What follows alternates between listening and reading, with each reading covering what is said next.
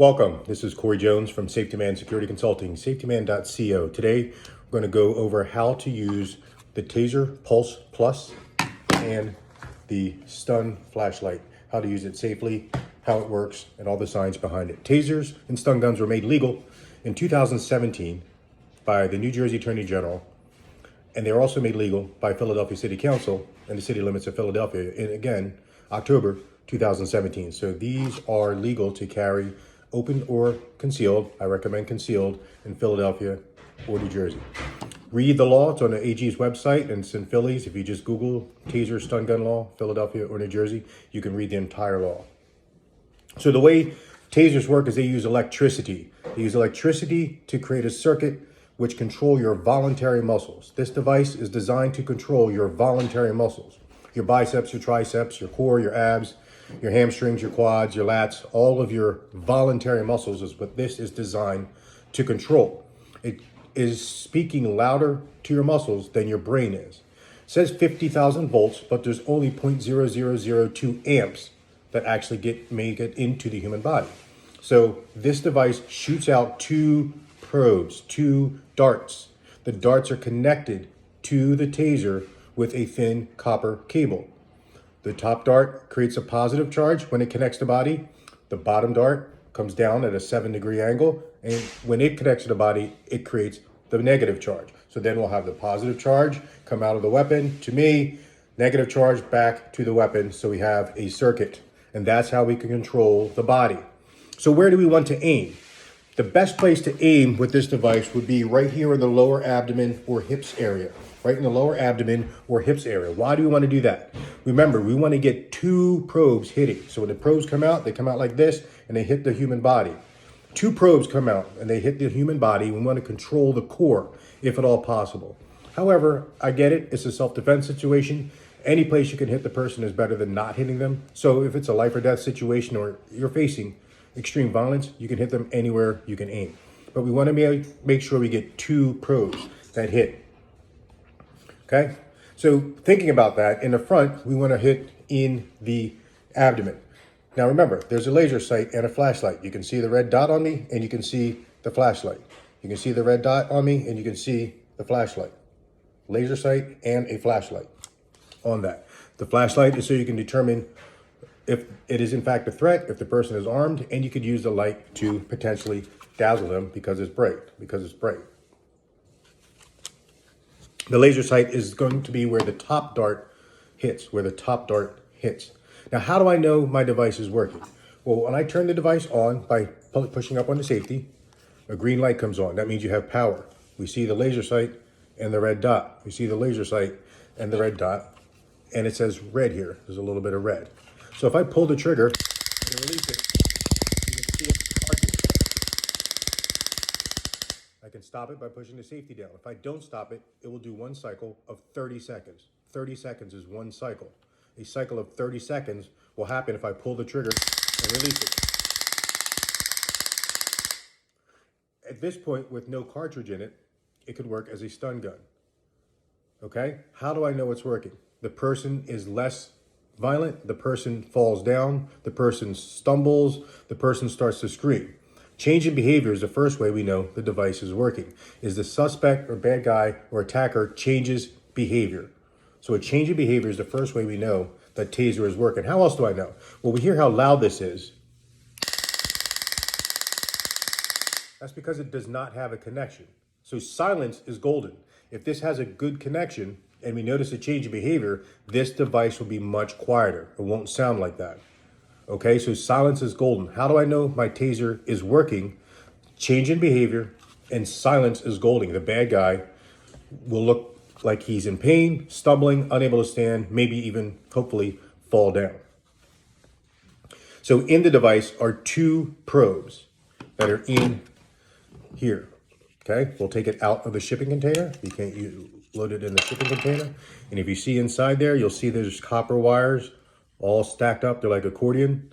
These are the blast doors that blow out when we execute the device.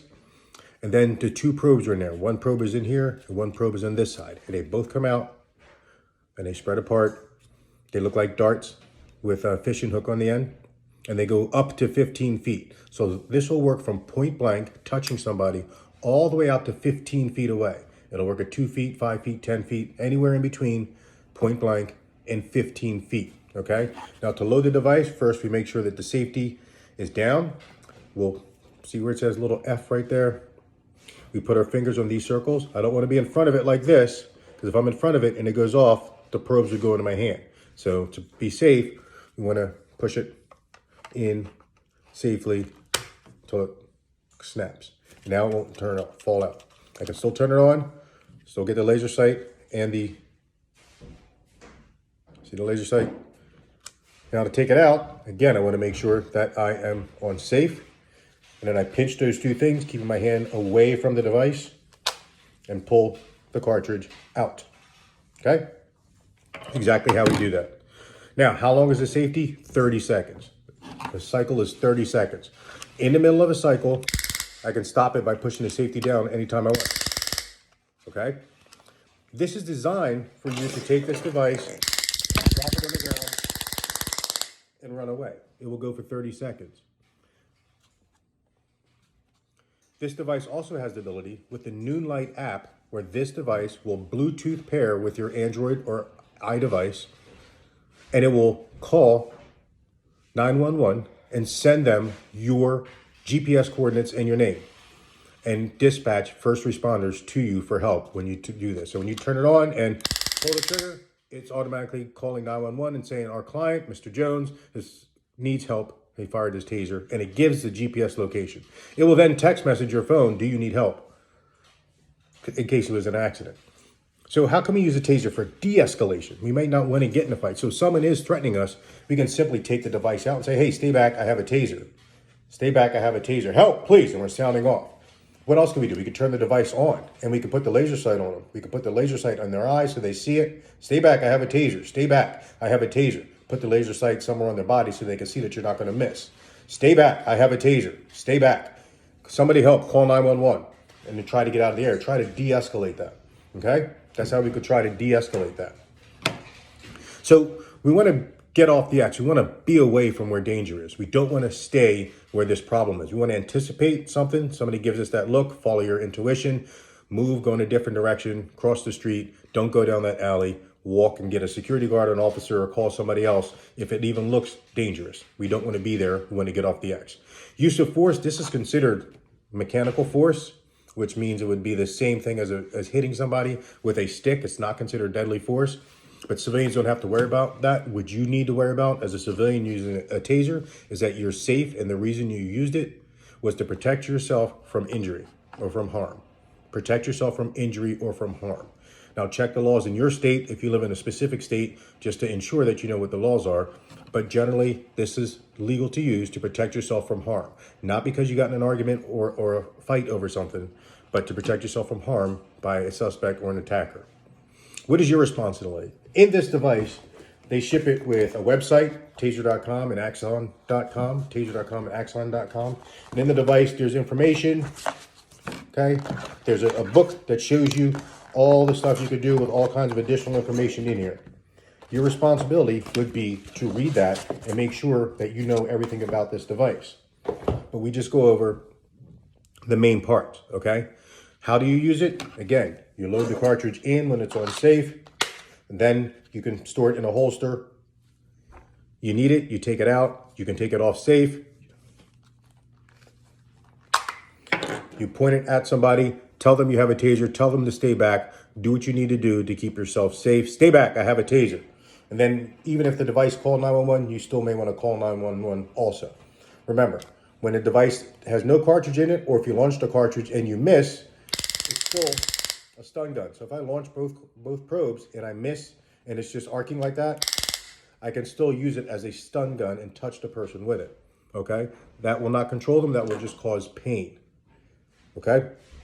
So that's the review for TASER Pulse Plus, TASER Pulse Plus. If you have any questions, safetyman.co, Corey at safetyman.co. Stay safe.